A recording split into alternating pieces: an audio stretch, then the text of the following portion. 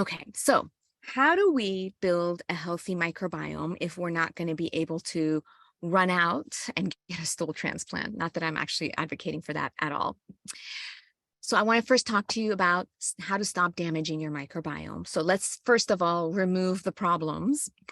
Then let's talk about some foods like probiotics, which are fermented foods, and prebiotics, which are fibrous foods we eat that our good bacteria can use as food. And then finally, I'm going to talk to you about some daily routines. Okay, so what are the things that damage the microbiome? Medications. I'm sure antibiotics just popped into your head, but even acid blockers can do it because they lower stomach acid. That ends up promoting the growth of certain undesirable bugs, and the microbiome goes out of balance.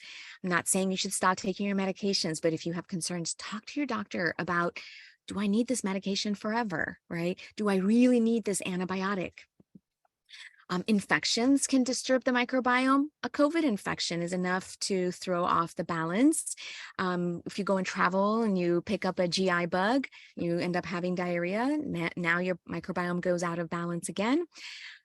Many toxins in the environment can damage the microbiome. So, for example, all the plastics that we are exposed to can disrupt the healthy balance of these microbes.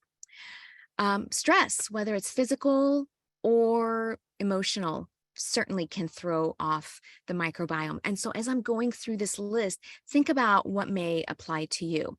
Is there too much stress that maybe isn't being addressed? And is there something you can do about it to stop damaging your microbiome? Eating bad foods like artificial foods, anything that's not a whole food that has artificial ingredients, chemicals, natural colors, which are not really natural, artificial flavors. All of these things are molecules that our body was not intended to come into contact with. And so when we eat these artificial foods, including sugar, we are throwing off the balance of the microbiome. Not only are we damaging the bugs, but we're promoting the growth of the less desirable bugs that aren't really helping our health. And so, I always tell people, if there's one thing you want to do for your health that goes a long way, cut sugar out. Not only will it help lower inflammation, but it'll help your gut microbiome. It'll make you feel less anxious, less tired. It just has so many benefits. Also, sedentary lifestyle. If you are not moving regularly on a daily basis, it's really important to start incorporating movement, because a sedentary lifestyle actually leads to a disturbed microbiome as well. And even if some of us have physical limitations, there are still things we can do, resistance bands and simple things like that. And finally, inadequate sleep. And I say finally, but this is certainly not an exhaustive list, but these are some of the big things that disrupt the microbiome. If you're regularly getting just 5 or 6 hours of sleep, it's not enough. And your microbiome won't miss it. It'll take note that something is wrong. This person's not sleeping, even though if you feel like 5 or 6 hours is normal for you. All right, so let's start with talking about foods that can help boost the microbiome. So probiotics is what most of us are familiar with. There's a big industry out there selling probiotic supplements to us, but is that the answer? Let's start with food first. I always want to take a food first approach because I think it's going to be affordable. It's your long-term solution. And when we use food, it has all the added benefit of all the other nutrients that come along with it. So probiotic foods are fermented foods. And during that fermentation process, the friendly bugs grow and thrive. And when you eat that food, you reintroduce those bugs into your GI tract. So what are these foods? Dairy. So this could be yogurt, kefir, certain cheeses. For those of you that don't want to do dairy, there's vegetables. I mean, basically you can ferment just about any vegetable. Kimchi and sauerkraut are what most of us are familiar with. Pickles, maybe. They're usually pickled and they don't have as many beneficial organisms in there. You really want to go for something that's fermented and not pickled. It's a different process. Soy can also be really helpful in boosting the gut microbiome. So some fermented forms of soy are tempeh, natto, and miso, and you can start experimenting with these if they're not already a part of your diet.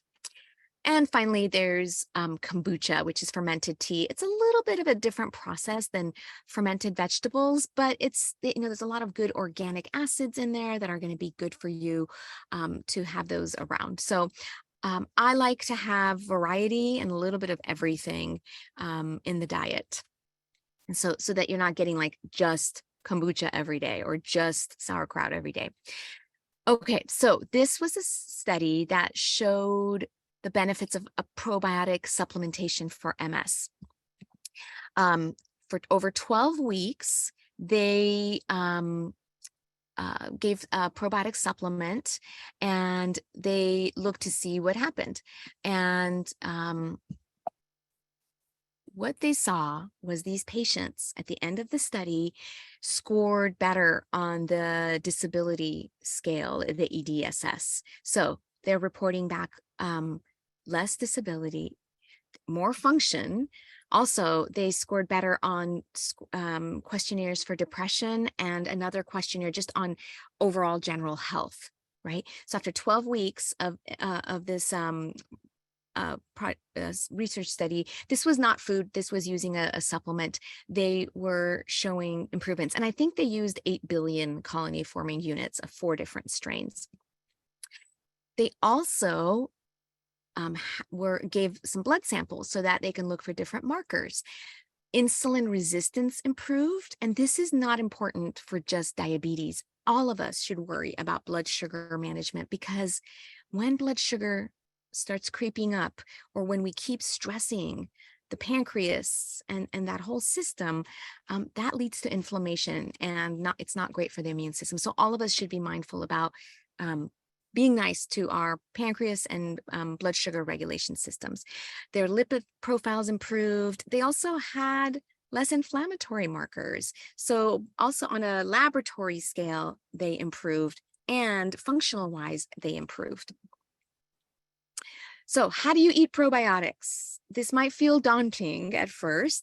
Many cultures are actually used to eating these foods regularly, but I think in the American diet, at least, it's not a regular part of what we do, with the exception of maybe pickles, which are not really, full of bugs anyways. So start with a small amount, start putting it next to your meal. Maybe you do a spoon with your meal, and you start developing a taste for it, and you start training your taste buds. It takes time. Give it 3-4 weeks. And I think over time, you'll start really loving them, and you'll see that it actually enhances the flavor of whatever you're already eating. Variety is really important. So don't eat the same one over and over. Have 2 or 3 different ones in your fridge. You do have to keep these refrigerated, mix and match. I put mine right in front and center in the fridge so that I can remember to eat them. And then over time, you can go to 2 spoons. You don't need to eat a giant bowl. It's just making sure you get a little bit every day. All right, let's move on to prebiotics, which is probably more unfamiliar to most of us, because basically it's fiber, and you can't really put this in a capsule and sell it for $1 a pill like you can with probiotics. So there isn't as much of a push to get people to eat these prebiotic foods. And I have this beautiful picture here of garlic, which is like the thing I always think about when I think of prebiotics. So prebiotics are a specific type of fiber that we as humans can't digest, but our bacteria can, and they use it as their fuel source. It's how they eat to grow and thrive. And so if you're not eating a lot of fiber, think about what that does to your microbiome. You're limiting the food supply of these bugs. So some examples are the foods in the garlic and onion family. Hopefully you're getting a lot of these foods in, and if you could do them raw, it's generally better than cooking them. However, if you can't tolerate these things raw, go ahead and cook them and eat them that way. Green leafy vegetables, artichokes, kiwi, banana. There is a lot of different foods that have a decent amount of prebiotics in them. And what you want to do is make sure you're eating them every day, because there are some studies that show that prebiotics may actually play a more important role than probiotic foods. Because if you can keep providing the prebiotics, Your bugs that are already in you are going to grow and thrive. And this approach might actually be stronger than keep eating just probiotic fermented foods.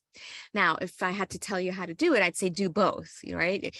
Because your microbiome likes to kind of revert back to whatever the core microbiome was. So you have to keep pushing it to this new state by putting in the prebiotics and probiotics.